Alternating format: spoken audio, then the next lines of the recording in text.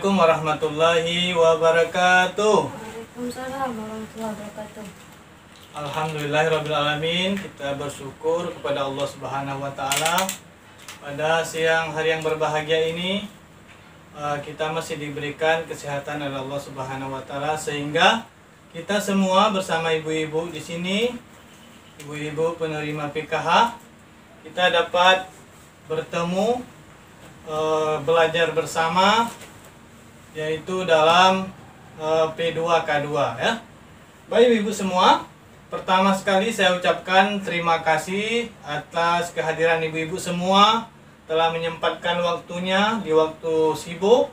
Ibu-ibu semua dapat berhadir di sini dalam rangka kita untuk belajar bersama.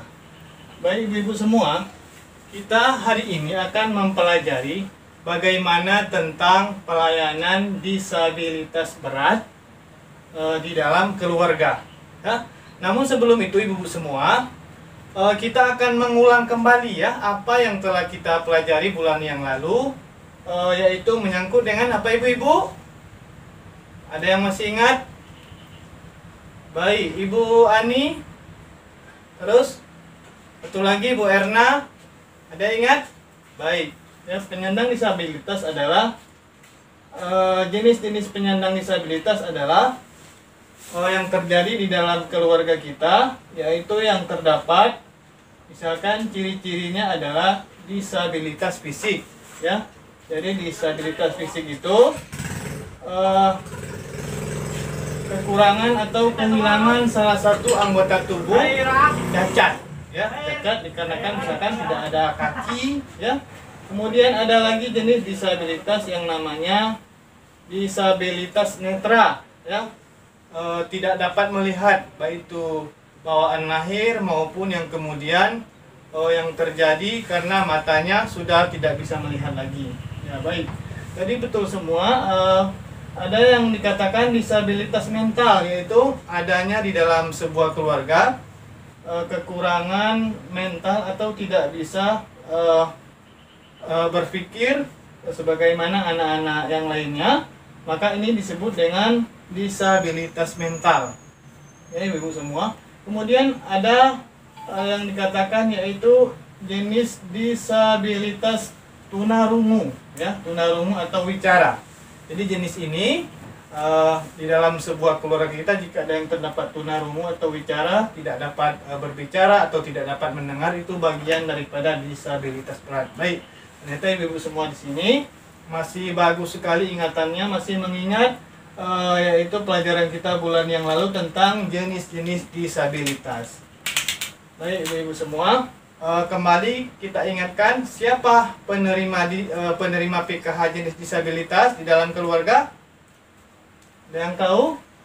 Baik, ternyata ibu yang di belakang tahu ya, ternyata penyandang disabilitas berat di dalam PKH itu adalah penyandang disabilitas berat yang tidak bisa melakukan pekerjaan apapun. Jadi kalau mau makan ya, semua dibantu oleh orang lain. Dia tidak bisa dengan sendirinya melakukan aktivitasnya secara normal seperti yang lain ya. Baik, untuk pertemuan kita kali ini ibu-ibu, ada yang mengasihkan kita bahwa penyandang disabilitas di dalam keluarga itu dapat kita ketahui beberapa contoh ya. Namun sebelum itu ibu semua, kita akan memutar sebuah video yang nantinya ibu-ibu semua memberikan komentar tentang video ini ya, tentang video ini bagaimana seorang ibu yang mampu mengurus anaknya yang disabilitas atau kehilangan kedua tangannya. Baik, perhatikan semua kemari ibu-ibu, kita akan menonton videonya ya.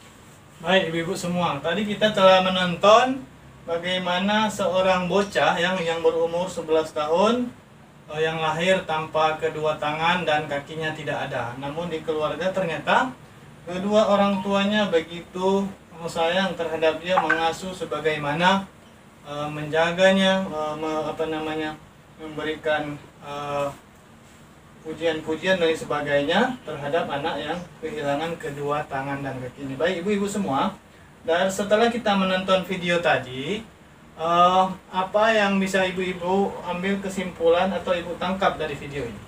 Baik ibu-ibu, silakan.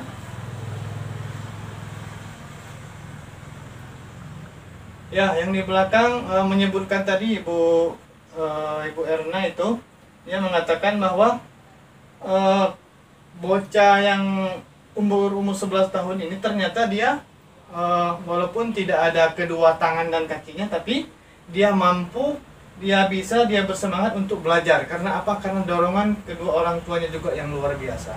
Baik ibu yang lain, ada yang bisa dipetik dari pelajaran dari setelah menonton video ini? Baik, satu lagi ya. Ya, bagus ya. Ibu ini tadi telah Ibu Ani ya, yang di belakang, telah juga menyimpulkan bahwa ternyata walaupun si Tio ini dia tidak memiliki kedua kaki dan tangannya, namun dia sangat disiplin datang ke sekolah. Bahkan dia menulis dengan mulutnya dengan cara menggigit pulpen ya yang ada di depannya. Namun dia tidak pantang menyerah ya. Pagi-pagi dia terus bersekolah. Baiklah ibu-ibu semua, setelah kita menonton video tadi bahwa pelayanan disabilitas ya, pelayanan terhadap penyandang disabilitas berat di dalam keluarga kita tidak boleh mengabaikan, tidak boleh mengucilkannya ya. Yang pertama, apa hak-hak yang kita berikan kepada penyandang disabilitas, baik itu misalnya anak kita, kemudian yang sifatnya orang tua atau mertua ya, ibu bapak kita di rumah yang sudah tidak bisa lagi melakukan aktivitas apa-apa, mereka cacat, penyandang disabilitas, maka kita memberikan haknya. Yang pertama adalah memberikan makanan 4 sehat 5 sempurna ya, sebagaimana anggota keluarga yang lain. Jadi penyandang disabilitas ini walaupun mereka cacat secara fisik maupun secara mental, tapi kita tetap mengurusnya, tetap memberikan hak yang sama, yaitu dengan memberikan yang pertama adalah makanan 4 sehat 5 sempurna, dan kemudian kita memandikannya dan melatihnya. Jadi mandi itu 2 kali sehari ya, 2 kali sehari. Kemudian yang ketiga, mengganti pakaiannya sehari 2 kali. Jadi jangan mentang-mentang nanti di rumah kita ada penyandang disabilitas berat, kita memakaikan pakaiannya 3 hari sekali baru diganti. Tidak boleh ibu-ibu ya. Nah ini sangat dianjurkan, karena ini juga akan mendapatkan pahala yang luar biasa kepada kita ya. Seperti bagaimana kita menonton video yang bocah yang tanpa kedua tangan dan kaki saja, dia apabila diurus, diberi motivasi, kemudian diberikan hak-haknya, makanya dia akan menjadi tumbuh kembang, tidak mengucilkannya, kemudian dia bisa melakukan aktivitasnya. Kuncinya adalah dengan kita melatih ya. Kalau kita membiarkan sang disabilitas hanya tertidur di rumah saja, maka tidak akan menjadi terbiasa. Dan yang selanjutnya, memberikan kasih sayang dan perhatian ya. Kemudian memberikan rasa aman dan nyaman, mengajak berbicara ya, kemudian membawanya ke puskesmas terdekat apabila dia mengalami gejala-gejala mulai sakit ya. Kemudian memberikan kebutuhan obat sesuai dengan kebutuhan, dan selanjutnya adalah memberikan kesempatan untuk berinteraksi, kemudian memberikan terapi ya. Ingat ibu-ibu semua bahwa pelayanan terhadap penyandang disabilitas berat di dalam keluarga tidak boleh kita abaikan. Maka kita dapat menyimpulkan bahwa penyandang disabilitas kita harus memberikan hak-haknya sebagai seseorang, sebagaimana orang lain ya. Tetap kita berikan sebagaimana yang kita sebutkan bersama-sama tadi. Dengan menonton video maka kita akan termotivasi, bagaimana tadi bocah yang tidak ada kaki dan kedua tangannya, dia dapat belajar. Nah ibu-ibu semua ingat ya, kita praktekkan di rumah terhadap saudara kita, orang tua kita maupun anak kita yang penyandang disabilitas. Kita tidak boleh mengabaikannya. yang penting sekali adalah kita terapkan di tengah-tengah keluarga kita. Nah, demikian ibu-ibu semua untuk pertemuan kita pada hari ini. Maka dari itu kita bersyukur bahwa kita masih diberikan kesehatan ya. Mudah-mudahan dari apa yang kita pelajari ini bermanfaat pada kita semua. Saya ucapkan terima kasih atas kedatangannya. Billahi taufiq wal hidayah. Assalamualaikum warahmatullahi wabarakatuh.